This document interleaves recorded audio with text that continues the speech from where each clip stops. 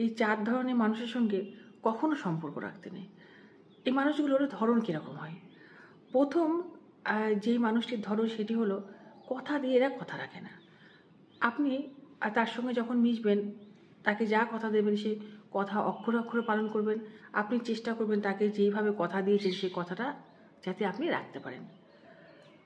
আর আপনি ভাববেন যে আমার যখন তাকে দরকার হবে বা আমাকে সে যা যা কথা দিয়েছে, যখন আমার প্রয়োজন হবে ঠিক সে কথা রাখবে। কিন্তু না, এরা কখনো কথা দিয়ে কথা রাখে না। আপনাকে শুধু লম্বা চওড়া কথা বলবে, আপনাকে বড় বড় প্রতিশ্রুতি দেবে, দিয়ে কার্যক্ষেত্রে দেখা যাবে যে তারা সেই কথা রাখেনি। তাদের আর টিকিট খুঁজে পাওয়া যাচ্ছে না। তাই এই মানুষগুলোর সঙ্গে আপনি যতটা সম্ভব দূরত্ব বজিয়ে রাখবেন, তত কিন্তু আপনার মঙ্গল। আপনি হতাশা হবেন না, এদের নিয়ে আপনি নিরাশা ভোগ করবেন না। আর দ্বিতীয় জন মানুষ, যেই মানুষটি আপনার কাছে এসে অন্য মানুষের নিন্দামন্দ করবে।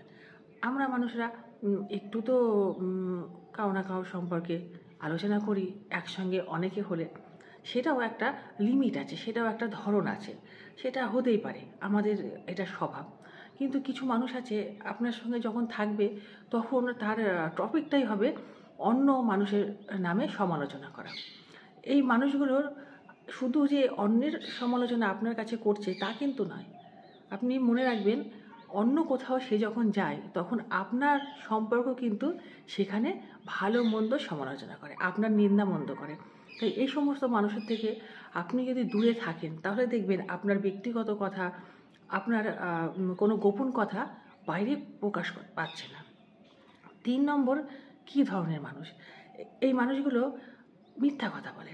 এই মানুষগুলো যখন আপনার সঙ্গে থাকবে তখন সে তো কাউকে মিথ্যা কথা বলছে।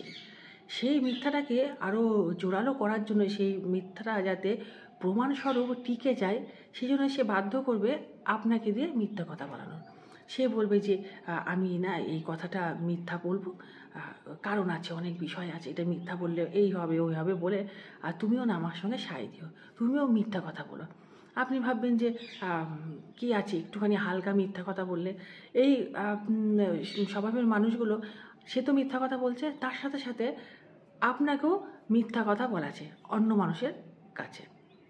তারপরে একসময় যখন দেখা যাবে যে এই সত্য মিথ্যা নিয়ে একটা টানাটানি পর্যায়ে চলে আসে, তখন সেই মানুষটি কিন্তু সব দোষ আপনার ঘাড়ে দেয়, যেহেতু আপনি তার সাথে মিথ্যা কথাটি বলেছিলেন। তখন সে বলে যে আমি তো বলিনি, ও বলেছে। এই মানুষগুলোর সঙ্গে সবসময় দূরত্ব বজিয়ে রাখবেন।